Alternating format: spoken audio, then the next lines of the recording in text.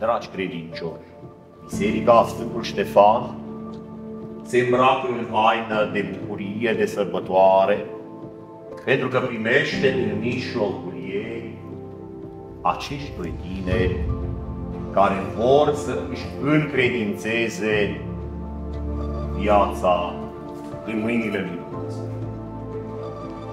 Am cercetat puțin invitația prin care i-ați anunțat pe cei dragi ai voștri să vină să vi se alăture.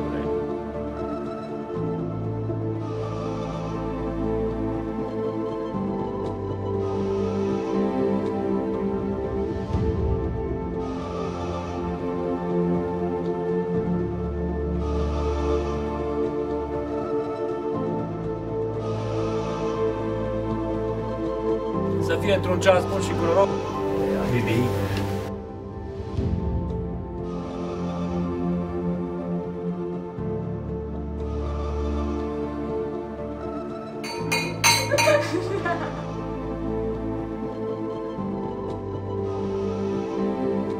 Cetățeni, Cristian Nicu Cristian, de bunăvoie și nesilit de nimeni, e în căsătorie pe cetățeana Pop Aurelia Denisa? Da.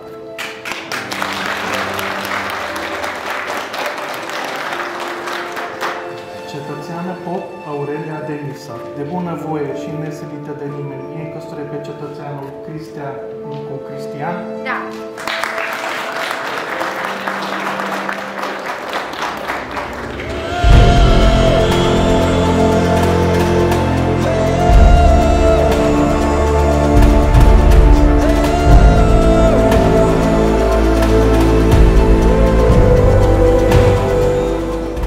Dați-mi voie să vă citesc ceea ce se află scris la începutul acestei invitații.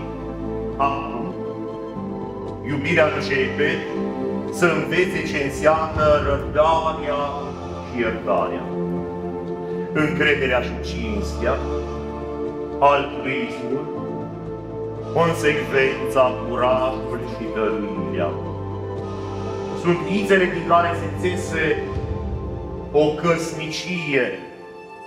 Dragostea este sacră, veșnică și crește în tărie și frumusețe.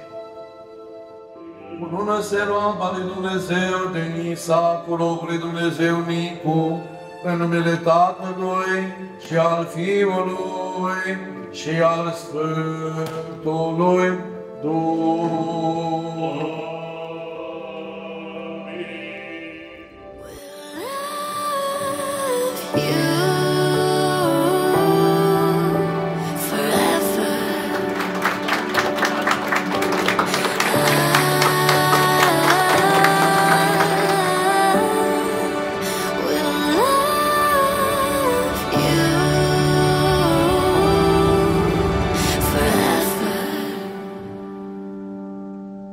Forever.